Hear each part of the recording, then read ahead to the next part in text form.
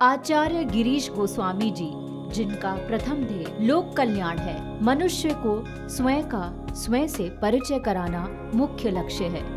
विनम्रता और सहजता के धनी आचार्य गिरीश गोस्वामी जी के श्रीमुख पर विराजती माँ सरस्वती हजारों लोगों को जीवन देने का मार्ग दिखा रही हैं। आचार्य गिरीश गोस्वामी जी पिछले 17 वर्षों से ज्योतिष के माध्यम से समाज की सेवा कर रहे हैं। आपने 8 वर्ष तक हरिद्वार और ऋषिकेश में गुप्त साधना कर जीवन बिताया। साथ ही 1 वर्ष तक महाकाल की नगरी उज्जैन में शिप्रा नदी के किनारे तंत्र साधना में संलग्न रहे।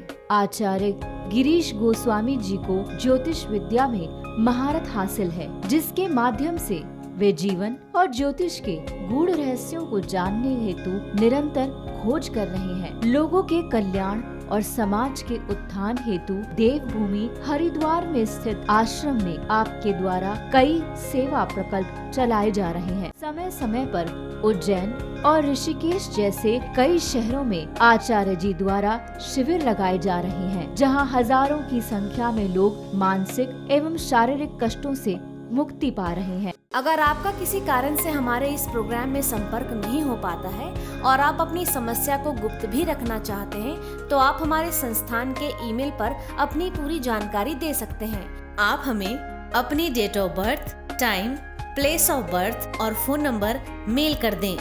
आपकी जानकारी प्राप्त होने पर संस्थान द्वारा संपर्क किया जाएगा।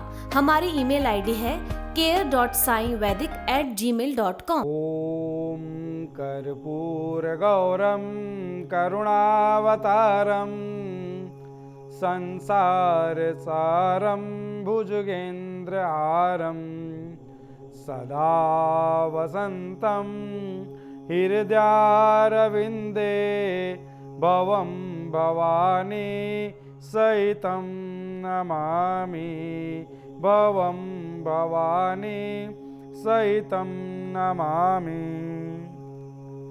नमस्कार दर्शकों, मैं आचार्य गिरीश गोस्वामी सुख सागर कार्यक्रम में आपका तहे दिल से स्वागत करता हूं। दर्शकों, आज मेरा मन है कि आप लोग इस नंबर पे लगातार कॉल करते रहें और मेरी आपसे बात होती रहे। आज तय है कि मेरा आप सबसे आज संपर्क होगा, आप सबसे मेरी बात होगी। हो सकता है कि 2 बार 4 बार आपको कॉल लगानी पड़े, लेकिन आज मेरा प्रयास यही है कि आज मैं सभी से बात करूंगा और हमारी चर्चा तो चलती रहेगी, लेकिन आप कॉल लगातार करते रहें, क्योंकि आज मेरा चैनल वालों से भी पहले से अनुरोध रहा है कि सभी कॉल्स आज मेरे पास डायरेक्ट आने दें, सीधे मुझ पर कॉल आने दें और मैं सभी से आज बात करूंगा। मेरा मन है कि बहुत सारी शिकायतें लोगों की इकट्ठी हो जाती हैं कि गुरुजी आपसे बात नहीं होती है, आपके सहयोगियों से बात हो जाती है।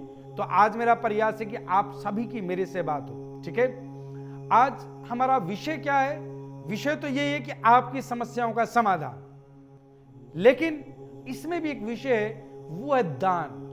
दान क्या चीज है, क्या महिमा है दान की? सुना होगा आपने, सुना है ना दान के बारे में। एक दर्शक जुड़ गए हैं कार्यक्रम के आरंभ में, बात करते हैं उनसे। हेलो, प्रणाम गुरुजी। आशीर्वाद। प्रणाम गुरुजी, मैं मुकेश बात कर रहा हूँ। हाँ मुकेश, जूनागढ़ गुजरात से। जी जी गुरुजी, मेरी प्रॉब्लम है मेरे बच्चे को लेकर, ऋषभ को लेकर। ऋषभ को लेकर, जी हाँ जी गुरुजी। तो बच्चे की क्या हुआ गुरुजी, मैं बहुत समस्या में हूँ, काफी प्रॉब्लम है बच्चे को। शादी की थी बच्चे की जी कुछ समय पहले, तो पहली शादी हुई थी तो 3 महीने लड़की रही और उसके बाद लड़की अपने घर गई, तो ससुराल वालों ने, वहाँ वालों ने उनको भेजा नहीं गुरुजी। जी बच्चा ठीक ठाक तरीके से रखता था, काफी ज्यादा परेशान हूँ गुरुजी, और ये समस्या बहुत ज्यादा है गुरुजी, समझ नहीं आ रहा क्या करूँ। बच्चा बहुत ज्यादा चिंतित रहता है, बच्चे को देखकर मेरा मन भर आता है गुरुजी। जी, ऋषभ की जन्म तिथि बताएं बेटा। गुरुजी 20 तारीख है नवंबर का महीना, 1986 का जन्म।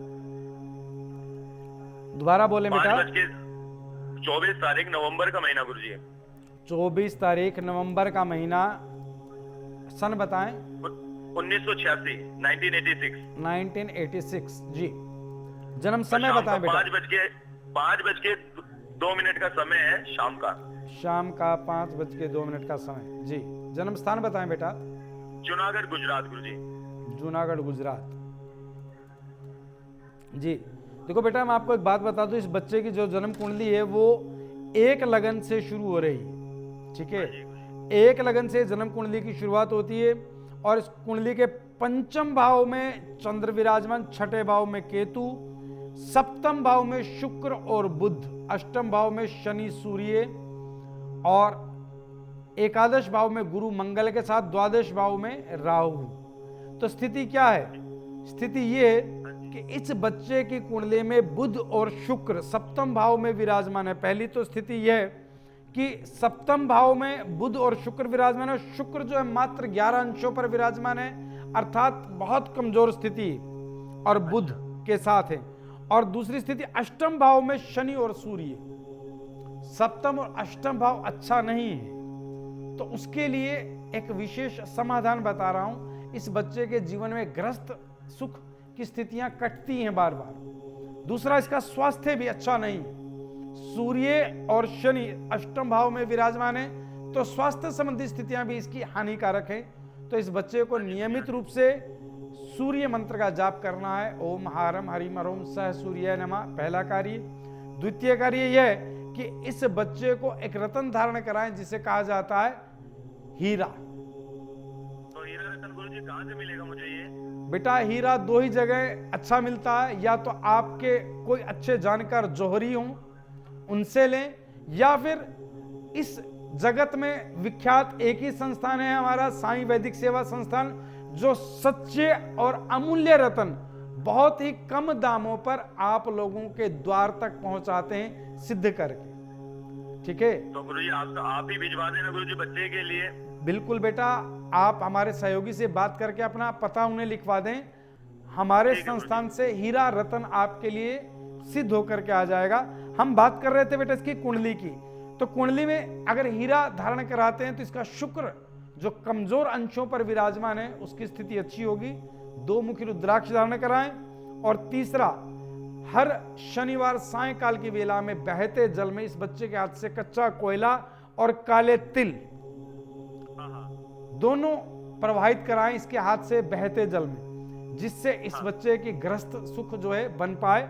नहीं तो इसके जीवन में ग्रस्त सुख संबंधी बहुत सारी अड़चने हैं, ये बच्चा परेशान रहेगा। मानसिक तनाव का एक कारण यह भी है इस बच्चे की कुंडली में, क्योंकि जो चंद्रमा की जो स्थिति है 5वें भाव में सूर्य की राशि में चंद्रमा विराजमान है, वो इस बच्चे के मन और बुद्धि को तनाव देता है। तो वो भी स्थिति इसकी शांत होगी अगर जल में ये कोयला और काले तिल प्रवाहित करता है। इन कार्यों को कराएगा तो बच्चा मन से शांत होगा, ग्रस्त जीवन इसका अच्छा होने लगेगा। हरिओम तत्सत। दर्शकों, आज हम बात कर रहे थे दान को लेकर के, ठीक है ना। दान की बहुत भारी महिमा है।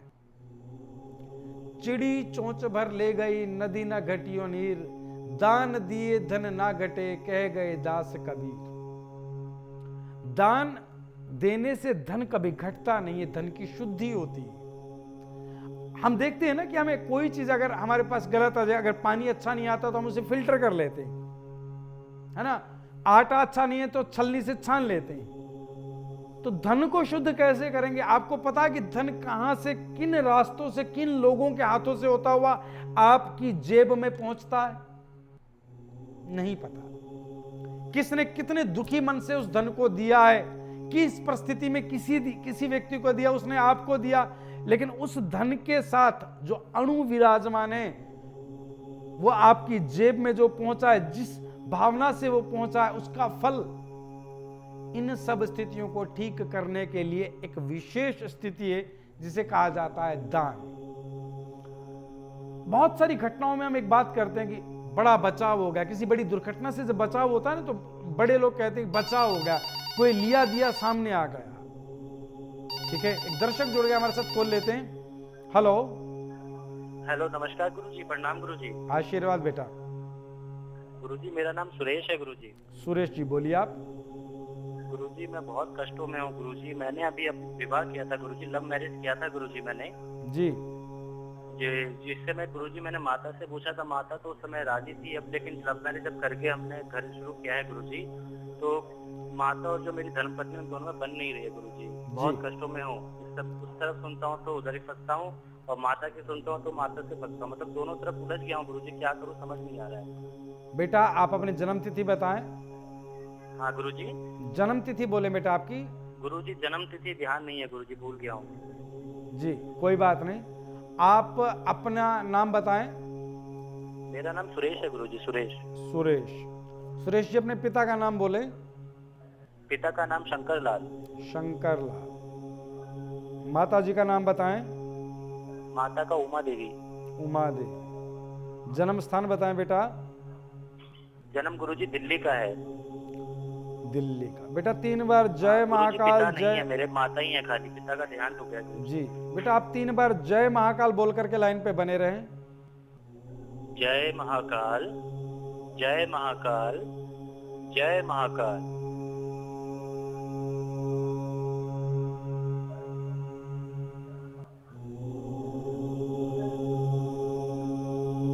हर हर महादेव।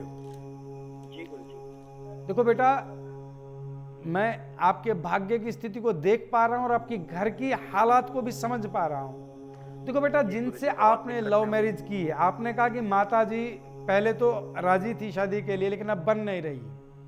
आप दोनों में बिल्कुल नहीं बनते गुरुजी। माता की सुनता हूँ तो बीवी कहती है कि मेरी नहीं सुनते, और बीवी की सुनता हूँ तो माता कहती है तो केवल बीवी की सुनता है, मेरी नहीं सुनता। देखो बेटा एक बात समझो, काफी दुखों में हूँ गुरुजी। आपकी पत्नी और आपकी माता इन दोनों के भाग्य की स्थिति अच्छी नहीं है, एक दूसरे को सुख नहीं दे पा रहे हैं, ठीक है ना। अच्छा गुरुजी। उसके लिए आपको मैं एक बात बता दूं, आपकी पत्नी में एक स्वभाव है कि वो बहुत जल्दी बुरा मान जाती है। हाँ गुरुजी बहुत जल्दी मान जाती है, क्योंकि उनका चंद्रमा कमजोर है। हाँ हाँ गुरुजी। हर बात के लिए, छोटी छोटी बात के लिए बुरा मान जाती है। और आपकी माता जी का स्वभाव क्रोधी है। मन की बहुत अच्छी है आपकी माता जी, लेकिन स्वभाव से क्रोधी हैं। तो होता क्या कि इन दोनों का परस्पर तालमेल होने से पहले विस्फोट हो जाता है। अच्छा गुरुजी। तो इसके लिए आपको समाधान बता रहा हूं, आप वो समाधान कराएं। ईश्वर ने चाहा तो इन दोनों का तालमेल अच्छा होगा और आपका गृहस्थ जीवन अच्छे से चलेगा। आप विशेषकर ये है कि शुक्रवार रात्रि की वेला में केसर के कुछ दाने, तिनके अर्थात केसर के कुछ तिनके आप जल में डाल करके रखें। शुक्रवार रात्रि के समय केसर के कुछ तिनके आप जल में डाल के रखें ढक करके, और वो केसर वाला जल जो है जो शुक्रवार रात्रि में भिगोया वो आप अपनी पत्नी को पिलाएं। ठीक है, पहला कार्य। दूसरा कार्य ये है कि आप अपनी माता जी को एक रतन धारण कराएं, सुच्चा मोती। अगर माता जी आपकी मान जाएं तो अपनी माता जी को एक सुच्चा मोती रतन धारण कराएं 6.25 रत्ती का, ठीक है। और आप स्वयं 2 मुखी रुद्राक्ष धारण कर लें। इन कार्यों के चलते ये बेटा हमारे संस्थान से आपको उपलब्ध हो जाएगा। आप हमारे सहयोगी को अपना पता लिखवा दें। अच्छा गुरुजी, ठीक है। हाँ, 2 मुखी रुद्राक्ष आप धारण करें, और अच्छा ये रहेगा कि एक रुद्राक्ष 6 मुखी आपकी पत्नी धारण कर ले। इन कार्यों के चलते आपके घर से विवाद की परिस्थितियां समाप्त हो जाएंगी। अच्छा अच्छा, ठीक है, और आपका गृहस्थ जीवन सफल तरीके से आगे चलेगा। हरिओम तत्सत। दर्शकों, हम बात कर रहे थे दान के महत्व की। धन को शुद्ध करने का मार्ग इस दुनिया में एक है दान। दान किसे करें? दान किया जाए ब्राह्मण को। ब्राह्मण भी बहुत से मैंने देखा है लोगों में कि ब्राह्मण भी अच्छे नहीं होते। ठीक है, एक बात मैं जरूर कहूंगा बीच में कि आप लोगों कॉल्स जो है लगातार जारी रखें, क्योंकि आज का जो समय है वो बेहद कीमती समय है। आज हम एक भी व्यक्ति को छोड़ना नहीं चाहते जिससे कॉल पे मेरी बात ना हो। लगातार आप जारी रहें, 1 2 3 4 जितनी बार आपको कॉल मिलाना मिलाएं, लेकिन आपसे आज मेरी बात हो जाए इतना प्रयास आपको भी रखना और मैं भी करूंगा। ठीक है, हम बात कर रहे थे कि दान की जो महिमा है शास्त्रों में, ब्राह्मणों को दान देने की जो महिमा है बेहद अपार महिमा है। सभी ब्राह्मण एक जैसे नहीं होते। ये बात काफी लोगों ने मुझे कही है कि जी हम पहचान कैसे करें ब्राह्मण अच्छा है कि नहीं है। आपको क्यों पहचान करनी है? अच्छा है नहीं है, आपने ब्राह्मण को दान दे दिया, अब वो उसका कर्म है, वो उसका कर्म है कि उसने क्या किया। शास्त्रों में दान की महिमा ब्राह्मण को लिखी गई और आपने दान दे दिया। उस ब्राह्मण ने उसका कोई मदिरा पान किया या कुछ भी किया, वो उसका अपना कर्म है। आप अपने कर्म को सुधारें। एक दर्शक जुड़ गए, हमारे साथ कॉल लेते हैं। हेलो जी नमस्कार आचार्य जी। नमस्कार जी। जी मैं ऋत्विक बात कर रहा हूँ आचार्य जी, छत्तीसगढ़ रायपुर से। हाँ जी, हाँ बोलिए। जी मेरे जीवन में कुछ समस्याएं आ रही है, पारिवारिक रूप से और आर्थिक रूप से। तो मैं जानना चाह रहा हूँ ये किस कारण आ रही है, कब तक रहेगी, और इस समाधान, इसका उपाय कुछ जानना चाहता हूँ। हाँ बोलो बेटा, आपकी जन्म तिथि बताएं। जी हमारी जन्म तिथि है 6 अप्रैल 1992। 6 अप्रैल हाँ 1992 जी। रात के 12:53 का समय है रात को आचार्य जी। 12:53 का समय है जी। जन्म स्थान बताएं बेटा आपका। रायपुर छत्तीसगढ़ में जन्म हुआ है आचार्य जी। रायपुर छत्तीसगढ़ में आपका जन्म हुआ है। ऋत्विक जी, आपकी जन्म कुंडली मेरे समक्ष हाजिर है बन करके। धनु लगन की अर्थात 9 लगन से आपकी कुंडली की शुरुआत हो रही है। राहु आपकी कुंडली में लगन में विराजमान है। शनि द्वितीय भाव में मकर राशि के, मंगल तृतीय भाव में कुंभ राशि के, सूर्य बुध शुक्र चतुर्थ भाव में मीन राशि के, चंद्रमा पंचम भाव में मेष राशि के, केतु सप्तम भाव में मिथुन राशि के, गुरु नवम भाव में सिंह राशि के विराजमान है। बेटा एक बात समझ लें, आपके जन्म कुंडली की एक विशेष परिस्थिति क्या है कि एक ही सुख के स्थान पर बुध तो है नीच राशि का मीन राशि में, और शुक्र है उच्च राशि का मीन राशि में, ठीक है। और सूर्य अपने प्रबल अंशों पर चतुर्थ स्थान में गलत स्थान पर विराजमान हो गए। तो जो आपने कहा कि मेरी आर्थिक स्थितियां, मेरे घर की स्थितियां अच्छी नहीं है, उसके पीछे सबसे बड़ा कारण क्या है कि जो कर्म स्थान में आपकी कन्या राशि है, जिसका स्वामी बुध अपनी नीच राशि में शुक्र और सूर्य के साथ विराजमान है, जिसके कारण आर्थिक परिस्थितियां आपकी तनावपूर्ण। एक बात। द्वितीय बात बेटा, आपके ऊपर इस समय मंगल ग्रह की महादशा चल रही है, और मंगल ग्रह में शुक्र ग्रह की अंतर्दशा चल रही है, और मंगल भी आपकी कुंडली में शनि की राशि में तृतीय भाव में विराजमान है। तो एक ऐसा विशेष योग चल रहा है जिसे इस समय कुंडल योग कहा जाएगा, जो महादशा, अंतर्दशा और इस समय वर्षफल की स्थिति है, इसे कुंडल योग कहा जाएगा। इस कुंडल योग के चलते सब कुछ हिलता रहेगा, कांपता रहेगा। आर्थिक स्थितियां, स्वास्थ्य स्थितियां, मन की स्थितियां जो है बार बार विचलित होती रहेंगी, कंपायमान रहेंगी। ना तो धन आमदनी के साधन सही होंगे, स्वास्थ्य स्थितियां बार बार तनावपूर्ण होंगी, घर में ही अपने लोग, ऐसा ही हो रहा है बिल्कुल, अपने ही लोग विरोधी हो जाएंगे। तो बेटा उसके लिए आपको मैं एक समाधान बता रहा हूं। आपको नियमित रूप से बुद्ध मंत्र का जाप करना है। मंत्र है ओम ब्राम ब्रीम ब्रूम सा बुद्धाय नमः। द्वितीय स्थिति, आपको 12 मुखी रुद्राक्ष गौरी शंकर गले में धारण करना। ठीक है आचार्य जी, मैं कर लूंगा। और तीसरा कार्य, आपको एक रतन धारण करना है बेटा, जिसे कहा गया है पुखराज। अच्छा आचार्य जी। पुखराज सीधे हाथ की पहली उंगली में 7.25 रत्ती का अगर आप धारण कर लेते हैं तो बेटा सभी स्थितियों में आपको लाभ शुरू हो जाएगा। इसके साथ आपको एक विशेष कार्य करना है कि नित्य प्रातःकाल की वेला में आप आक के पौधे पर जल चढ़ाएं। आक के पौधे में जाएं और टहनियों पर जल चढ़ाएं, जय सदाशिव बोलते हुए, ठीक है। इन कार्यों के चलते आपके जीवन में जो इस समय कुंडल योग की स्थिति बनी हुई है, सब कुछ कंपायमान है, ये स्थिति ठीक हो जाएगी और जीवन का आनंद ले पाएंगे। हरिओम तत्सत। दर्शकों, पहले तो मैं ये कहूंगा कि आप कॉल करते रहें लगातार। आज चूके नहीं, आज मेरी आपसे बात होगी और आज हमारी समस्याओं का समाधान अवश्य होगा, ठीक है। हम बात कर रहे थे दान को लेकर के कि बहुत सारे लोगों को मैंने देखा है कि जीवन में धन है, जेब में धन है, भगवान ने धन की स्थितियां अच्छी दी हैं, लेकिन अपने जीवन के कल्याण के समय धन का प्रयोग नहीं कर पाते। क्यों? भाग्य साथ नहीं दे रहा। हर जगह अविश्वास, हर जगह अविश्वास। बेटा इस तरह से अविश्वास से जीवन को न चलाएं। अगर आप विश्वास करेंगे तभी आप लाभ ले पाएंगे। मैं बहुत सारे लोगों को देखता हूं जीवन में, बहुत अविश्वास के साथ जीते हैं, अस्थिरता का जीवन जीते हैं। अभी थोड़ी देर पहले ही मेरे से बात हुई फोन पर, मान लीजिएगा और उन्होंने कहा गुरुजी ठीक है, आप हमारे लिए जो पूजन सामग्री, जो स्थितियां आप कराएं। और मैंने भी कहा बिल्कुल बेटा, आपके जीवन में इसका लाभ हो सकता है। लेकिन कुछ ही समय बाद जब हम पता करते हैं कि बेटा ठीक है, हम शुरू कर रहे हैं आपका कार्य, तो विचलित हो जाते हैं। नहीं गुरुजी, मैं कल देखेंगे, आज देखेंगे। अरे भाई, मैं धन के लिए कार्य ही नहीं करता हूं, ये तो आपके धन का कहीं सदुपयोग कराना चाहता हूं। हमारे आश्रम के माध्यम से अंधों की, गायों की, नाना प्रकार के लोगों की सेवाएं चलती हैं। आप जैसे लोगों के दुखों का निवारण होता है, बहुत तरह के यज्ञ होते रहते हैं। हम कहीं आपके धन को लगा करके शुद्ध करना चाहते हैं, लेकिन आप उसे छोड़ना नहीं चाहते। मत छोड़ें, पकड़ करके बैठे, धन ही साथ जाएगा ऐसा आपको लगता है, लेकिन ऐसा है नहीं। दर्शकों, दान की बहुत भारी महिमा है। आप एक बात समझते क्यों नहीं? कोई भी विद्वान, कोई भी आचार्य आपके जीवन के कल्याण के विषय में ही बात करता है।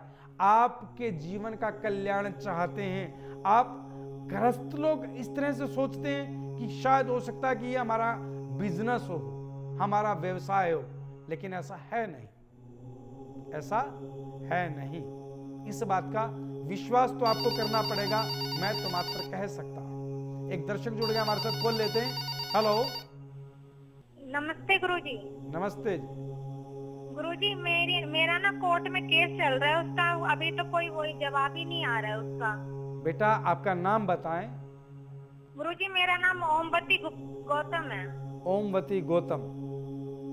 हाँ गुरुजी। हाँ, आपका नाम ओमवती गौतम। अपनी जन्म तिथि बताएं बेटा। हाँ। गुरुजी, मेरी जन्म तारीख तो हमको मालूम नहीं, पहले के लोग कहाँ याद रखते थे, हमें नहीं मालूम। लेकिन मेरे बेटे की है, वो उसकी शादी भी नहीं हो रही है, उसका भी बता दो आप। बेटे का नाम बताएं। बेटे का नाम साहिल है उसका। बेटे का नाम साहिल है। हाँ गुरुजी। साहिल की जन्म तिथि बताएं बेटा। गुरुजी, उसकी जन्म तारीख है 30 नवंबर 1981 की है। 30 नवंबर 1981। समय बताएं बेटा। 2:03 का है रात का। 2:03 रात्रि का। जी, जन्म स्थान बताएं बेटा। पुणे का है गुरुजी। पुणे का। देखो बेटा, एक बात बता दें आपको कि इस जो बेटे की जन्म कुंडली से आपके बारे में भी देख पा रहा हूं और बेटे के बारे में भी देख पा रहा हूं, तो आपको ये बता दूं कि इस साहिल की जो कुंडली है 12 लगन से शुरू हो रही है। और विशेष स्थिति क्या है इस बच्चे की कुंडली में कि इस बच्चे की मां के जीवन में भी बेहद दुख भरी स्थितियां रही हैं। चतुर्थ भाव में मिथुन राशि के स्वामी बुध सूर्य के साथ, और सूर्य वृश्चिक राशि में, और वृश्चिक राशि के स्वामी मंगल सिंह राशि में विराजमान है। अर्थात नवम भाव से छठ भाव में राशि का अदल बदल हो रहा है, राशि परिवर्तन हो रहा है। तो बेटा, मां ने भी जीवन में बहुत दुख देखे, अर्थात आपने बहुत सारे दुख देखे, कई तरह के परिवर्तन देखे जीवन में आपने। और अभी आप बता रही इस बेटे के विवाह की स्थिति अच्छी नहीं बन रही है। कारण क्या है कि इसके सप्तम भाव में शनि विराजमान है, इसलिए विवाह के जीवन में कुछ अड़चने आ रही हैं। तो बेटा, कुछ समाधान बता रहा हूं, इन समाधान को आप नोट कर लें। इसका विवाह होगा, लेकिन अभी 1 वर्ष की देरी है। 1 वर्ष पश्चात इसके विवाह का योग बनेगा, लेकिन उससे पूर्व इसको एक समाधान करना चाहिए जिससे इसका विवाह शीघ्र अतिशीघ्र हो सके, इस वर्ष भर में हो जाए। 2 मुखी रुद्राक्ष इस बच्चे को गले में धारण कराएं, पहला कार्य। द्वितीय कार्य, ये बच्चा स्वयं नियमित रूप से शनि मंत्र का जाप करे, ओम प्राम प्रीम प्रोम सह शनिश्चराय नमः। तीसरा, जो आप मां हैं, माता को अपने लिए भी इस बच्चे के लिए भी एक रत्न धारण करना है जिसे कहा जाता है पन्ना। पन्ना 6.25 रत्ती का मां को धारण करना है सीधे हाथ की छोटी उंगली में। और इस बच्चे को आप जो धारण कराएं उस रत्न का नाम है मूंगा। मूंगा इस बच्चे को सीधे हाथ की रिंग फिंगर में, अर्थात छोटी उंगली के 7 वाली उंगली में 8.25 रत्ती का मूंगा धारण कराएं, तांबे में या स्वर्ण में। इस बच्चे हम तो जानते नहीं है, जो रत्न आप बता रहे हैं हमें कहाँ से लेंगे इसको? बेटा, मैं बार बार एक बात कहता हूं कि इस रत्नों के लिए इस संसार में जो एक ही जो मात्र संस्थान है जो सच्चे और शुद्ध रत्न आपके नाम और कुल के नाम से सिद्ध करके जागृत करके भेज सकता है वो है साईं वैदिक सेवा संस्थान, अर्थात हमारा संस्थान। आप यहाँ हमारे सहयोगी से बात करें, उन्हें लिखवा दें, वहां से आपके निमित्त ये रतन शुद्ध सच्चे रतन आपके नाम से प्रतिष्ठित होकर के आपके घर द्वार तक पहुंचेंगे। ठीक है गुरुजी, अब भी कर। हाँ, ये कार्य कीजिएगा। हरिओम तत्सत। दर्शकों, आज हम जो बात कर रहे थे दान पर, कि दान की जो महिमा है, अब आप समझें दान की कहां आवश्यकता है। हमारे सिर पर नाना तरह के ऋण हैं, नाना तरह के, जिसमें पहला ऋण है मातृ ऋण, जो हम उतार ही नहीं सकते। वो जीवन में मां मरते हुए अपना दूध माफ करती है तो वो ऋण माफ होता है। द्वितीय पितृ ऋण, जब हम अपनी संतान की उत्पत्ति कर उसका पालन पोषण भरण करते हैं तो वो ऋण उतरता है। तीसरा गुरु ऋण, हम गुरु दक्षिणा देकर के गुरु ऋण से उऋण होते हैं। और चौथा होता है ऋषि ऋण। ऋषि ऋण कि जो हमारे ऋषियों ने ग्रंथ वेदों की रचना की है, उसका आप पठन पाठन स्वाध्याय करके उनका ध्यान करके आप चलते हैं तो वो आपका ऋषि ऋण उऋण होता है।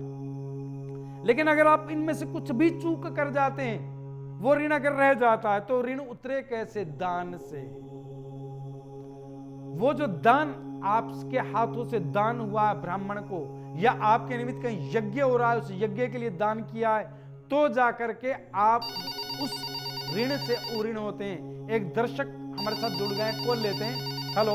हाँ जी, नमस्कार जी। नमस्कार। मैं राजकुमार बात कर रहा हूँ जी, नागपुर से। हाँ राजकुमार जी, बोलिए। जी जी, मेरी एक बेटी है, उसकी समस्या है जी बहुत ज्यादा। बोलिए बेटा। जी जी, उसका नाम ज्योति है और उसका टाइम हमें पता नहीं है जी।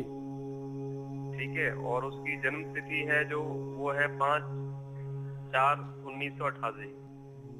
जी, आपको उसका समय नहीं मालूम? जी जी जी, कोई बात नहीं बेटा। ज्योति के पिता का नाम बताएं। जी मेरा नाम राजकुमार बताया मैंने आपको भी। हाँ जी राजकुमार। माता जी का नाम बताएं ज्योति की। माता का नाम है रश्मि। रश्मि जी। आप जन्म स्थान बताएं ज्योति का। नागपुर। नागपुर। बेटा 3 बार जय महाकाल बोल करके लाइन पे बने रहना। जी जी, जय महाकाल जय महाकाल जय महाकाल। हर हर महादेव। बेटा आपने फोन तो कर लिया है, लेकिन आज इस नेशनल चैनल पे मैं इस बेटी के बारे में कोई बात नहीं करना चाहूंगा। मैं ये चाहूंगा आप हमसे आकर के मिलें, क्योंकि जिस प्रकार की समस्या मैंने देखी है बेटा, उसके लिए ये स्थान और ये समय उपयुक्त नहीं है। ठीक है, आप मेरे से आकर के मिलें और बैठ करके इस जो समस्या है बेटा, समझ लो वो 10 मिनट में निवारण हो जाएगी। लेकिन इसके लिए आप मुझे या तो कॉल करें इस प्रोग्राम के बाद, ठीक है, या आकर के मिलें। हरिओम तत्सत। दर्शकों, हम बात कर रहे थे कि आप दान की महिमा से परिचित हों और अपने जीवन में आ रहे दुख संकटों का निवारण मात्र अगर दान से निवारण हो रहा है तो बेहद सस्ता कार्य है। दर्शकों, मैं एक बात कहूंगा जातको कि दान आपसे लिया ही तभी जाता है जब आपके भाग्य उदय का समय आता है। बाकी सब आपकी इच्छा पर निर्भर करता है कि आपको अपना भाग्य उदय करना है अथवा नहीं। मैं आज इतना ही सेवा प्रदान करते हुए इस कार्यक्रम को यहीं पूर्ण करूंगा। ओम।